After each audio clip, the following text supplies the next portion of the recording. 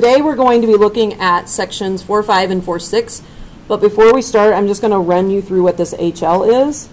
So when you guys saw HL pop up, normally if I have a picture that looks like this to you guys is a NEI or a CBD. This is not going to work because you guys know this as SSA.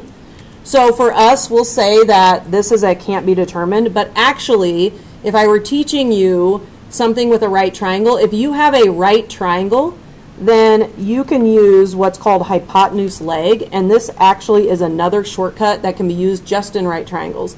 So the only time SSA actually works is if you have a right triangle and you have the hypotenuse and another hypotenuse that matches the leg, those match, and then the legs match. That's enough to say that HL would be a shortcut, okay? That is not in our standards, so you don't have to do it, but some of you were curious as to what HL was, so I thought I would show you. All right, so we are going to hit the top of these notes, and we are just going to add on to what we did last time. You will need your protractor and a compass as you do these notes. So it says, recall from last class that there are triangle shortcuts that help you to prove that two triangles are congruent by using blank parts instead of blank parts. Okay, so I want you to fill in what you think would go here. How many parts can you use in a shortcut versus how many in the long cut? Well, the shortcuts all have 3 parts instead of 6, which makes you have half the work. So like SSS, SAS, and those have 3 letters, which is half of 6. So let's list the triangle congruence shortcuts that do work. So I'm going to give you a second to list down the ones that do work. And then I also want you to review the ones that don't work. And don't worry about HL because that's not something that we're going to have to cover. Okay? I'm going to list them as you think of them also.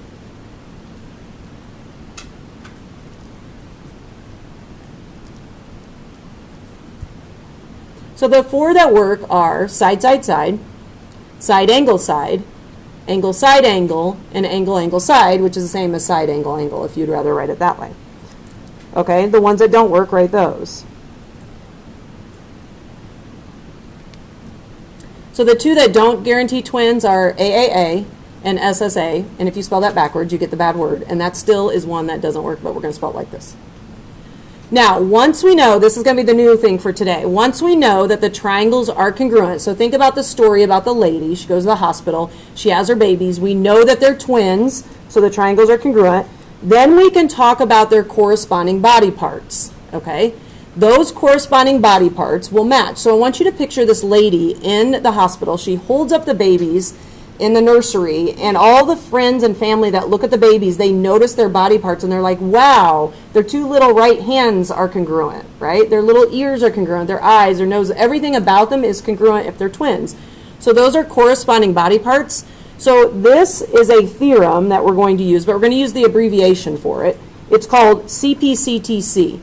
And you can't use this unless you know what it stands for. So you know I'm going to ask you that on the test because you've got to know what CPCTC is. Okay, it stands for corresponding parts of congruent triangles are congruent. So I'm going to highlight the letters that get, the words that get a letter. C, P, C, T, C. So there's some extra words in there, the of and the are. They don't get letters because they're insignificant. So it's corresponding parts of congruent triangles are congruent. We're going to practice saying that today just to make sure that you've got the idea of what CPCTC stands for. Now, the thing about CPCTC is we're going to be adding them into our proofs today. So that's going to be like an extra step to the story that we did last time. Okay, so let me show you how this all works. So we're going to just do a couple of, we probably will not do this entire proof. We're going to start it and get you going, but this is a review of last time. So what I want you to do is I want you to just take your given and put it in the first step.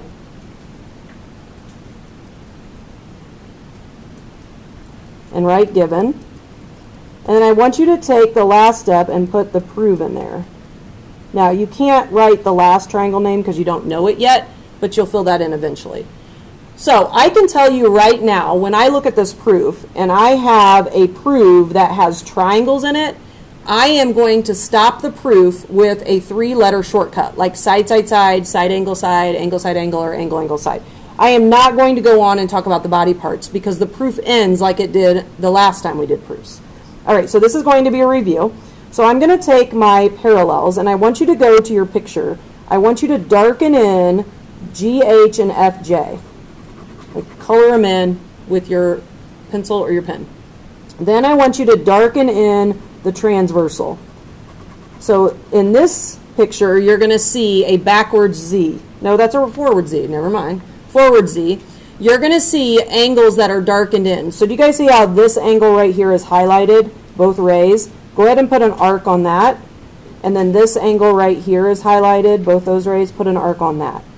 Those angles are going to be able to be used because of the parallels. All right? So let's add those into our proof.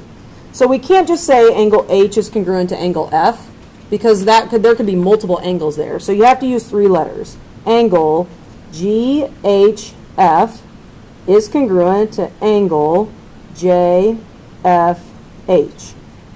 Just make sure that the vertex is in the middle. You don't have to match up all the parts, but just make sure the vertex is in the middle for both. Now the reason is going to be on your green sheet, and we talked about this last class when we did notes on these. This is the AIA theorem because the parallel lines are going to make the AIAs congruent, just like last class. So this is AIA theorem. Okay, now that is the very first congruency we have in this proof. So I'm going to put a 1 there. That is the first trimester. So she's got 1 trimester down and she's got 2 to go. All right, and there's more in the given that we can use. Now these aren't congruent marks in the given, so I can't count that as a trimester, but they're equal marks. So it tells us that G and J are both 90 degrees. So we can do that to help us get something that's congruent. Now, if they're both 90, we could say that they're called a certain type of angle. So angles that are 90 are right angles. So I'm going to say that angle G and angle J are right angles. I've got to say that first because I need to establish that they're actually right angles. The reason why G and J are right angles has to do with the fact that they're 90. Well, anything that's 90 is a right angle by the definition of a right angle. So automatically, if angles are 90, you can call them right angles. Now, that doesn't count as a congruency because you don't have a congruent mark. So what we're going to do is we're going to take that information and come up with a congruency. So you might be thinking ahead here, oh man, I have right angles. Do you remember we have a cousin to Vach whose name's Rock? We're going to be using Rock here.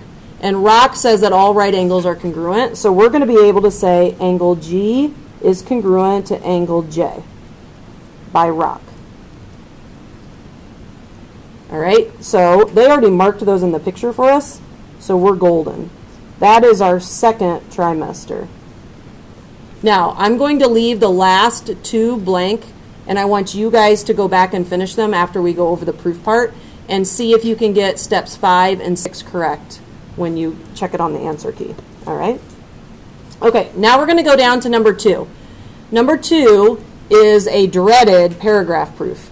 And we haven't done a paragraph proof yet. We've only done 2 column, but you might remember when I was talking about the different types of proofs, paragraph proofs are an option. So I'm going to show you the way those roll, and then you can kind of decide if you like them. If you're an English person, you might. If you're a math person, like me, I like 2 column better, but we'll try it out here.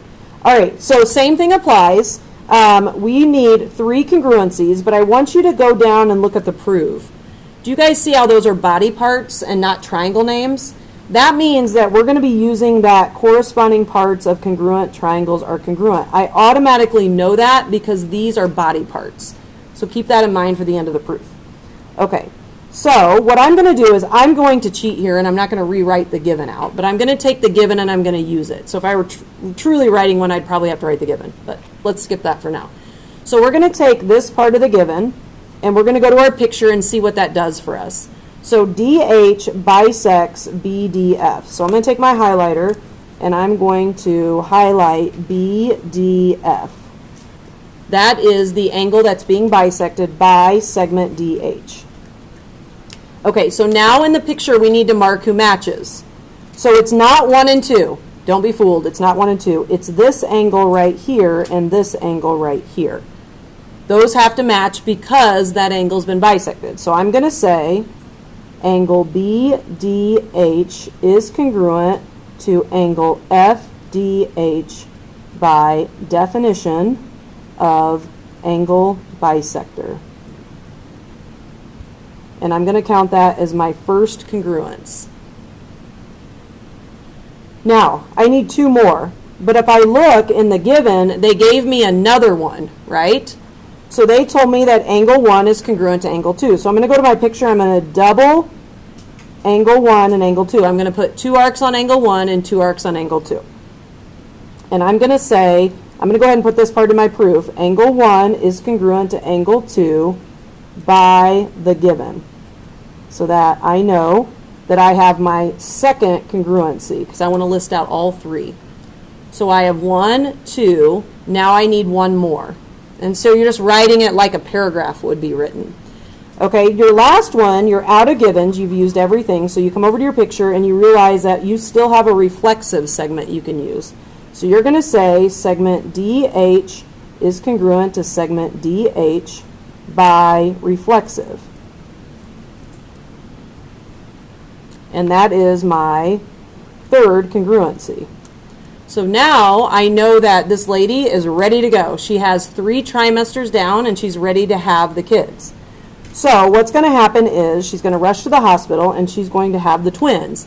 Now, when she goes to have the twins, they don't have the twin names here. So you get to name these kids however you want.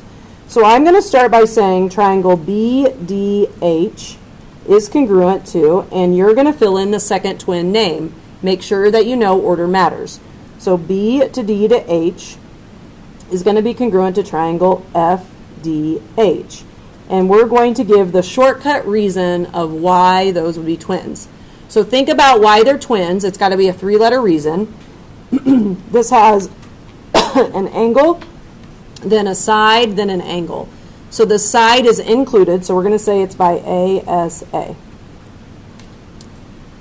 Now, think about what happens after that in the story. So she has her babies, and all her friends and family come to the hospital, and they look at these cute little babies. And when they hold them up in the nursery, they notice that their body parts all match. But there's one set of body parts that people notice more than the others. Maybe their left knee and the other kid's left knee. Like, they look at the knees and they're like, whoa, those are great knees. They both match, right? So we're going to say BH is congruent to, now you got to go find the other left knee of the other kid. So if I'm using BH here, then I'm going to either say HF or FH, it doesn't matter.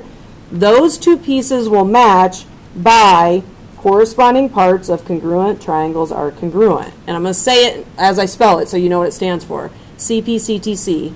Those body parts match because the triangles were twins. Now I know I have everything listed in my paragraph, and that's what a paragraph proof looks like. Okay?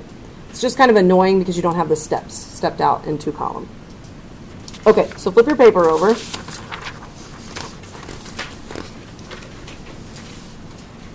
And again, we're just going to start this one, and then you guys are going to go back and finish it. But there are a couple steps in here that I need to go over with you. So let's just do this for now so we don't have to write it all. Let's cheat and just put an arrow down there for the given and write given. And that'll save us some time. All right, so go to your given and look to see if I gave you any congruencies. I did not, so you're going to have to get 3 on your own. Now go to the proof. Do you think you're going to end this proof in CPCTC, or do you think you're going to end in something like SAS, ASA, SSS, so on?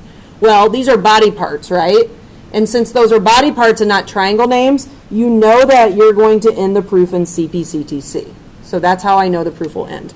All right, so what are we going to use in the given that's going to help us? Well, let's go first and use these upside down T's, which you might remember is perpendicular.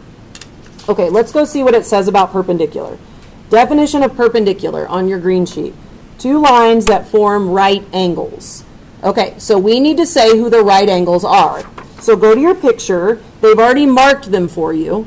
So you could say angle A and angle E are right angles. Now, that definition is what I just looked at on the green sheet. This is the definition of perpendicular, and you can use the upside down T if you want. We just looked that up on the green sheet. Does that count as a congruence? No, sorry, but now we can get one. So if A and E are right angles, write down what you think is going to be true about them. We know something that's true about them based on the other proofs we've done. If A and E are right angles, then angle A is congruent to angle E by ROC.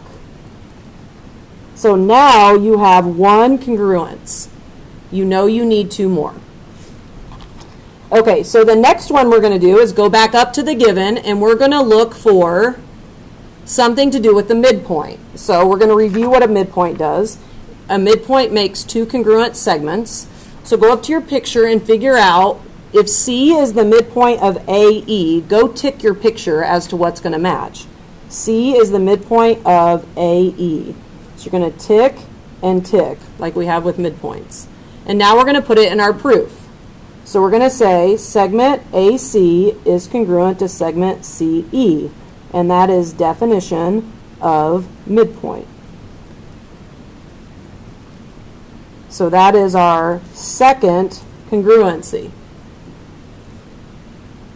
Okay, now you're going to finish this proof, but I want to say a couple things. Number one, this is a bow tie. So you're going to find one more on your own. Then you're going to have twins. And then she's going to go to the hospital and look at the body parts and say, oh, all the corresponding body parts match. So you have 3 steps left. This will be something with a bow tie. This will be twins, and then this will be the body parts. Now, I want to also say this, especially for the kids watching at home. You can switch the order of all these, but you cannot switch steps 2 and 3. 3, they can be later in the proof, but you can't use ROC until you use definition of perpendicular. So ROC has to come after definition of perpendicular. But you can put the other 2 anywhere you want. All right, so let's look at the very last proof.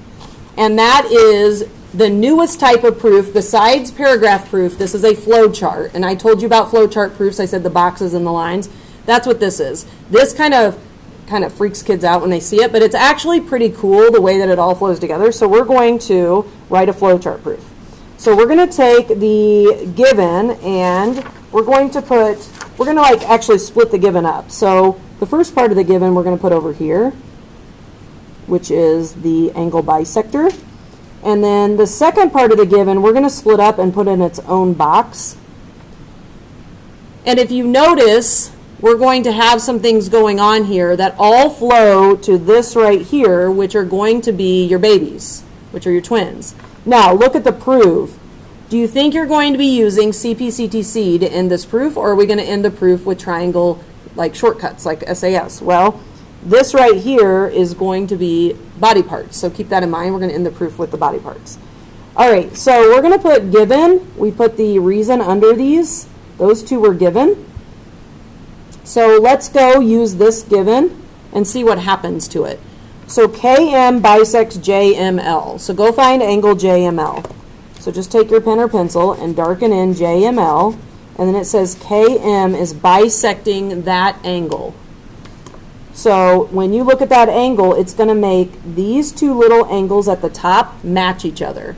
And you can't say angle M is congruent to M. So we're going to say angle JMK is congruent to angle LMK. And that is because we had an angle bisector cutting an angle in half. So this is definition of angle bisector. I didn't give you a lot of room, so just put it under the box there. All right, so let's count up our congruencies. That is one congruence sign. This is another set of congruent body parts that were given to us. And by the way, they marked them for us, so thank them for that.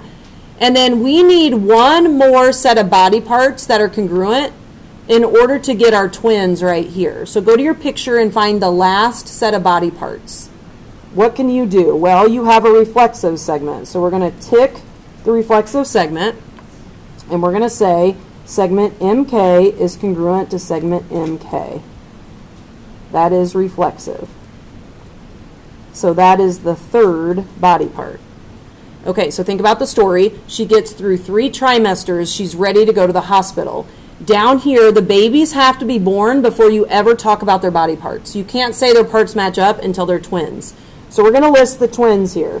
Now, they didn't give us any name at all, so you're free to name them however you want. So I'm going to pick the first name for you. I'm going to call this one JMK.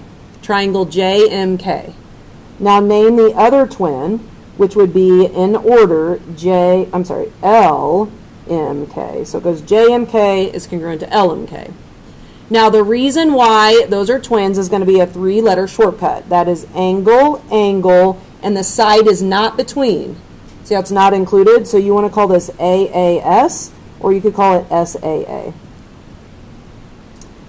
Now, after the story, after that part of the story, everybody rushes to the hospital. Sometimes your story stops there. I mean, sometimes we're done and nobody comes to see the poor babies. But in most of the stories, you might notice that these are body parts. So this is going to be where they go to the nursery and they hold up these babies and they look at their cute little eyes. Okay, so these are going to be eyes. So segment JM is going to be congruent to segment LM, and that's because corresponding parts of congruent triangles are congruent, or CPCTC.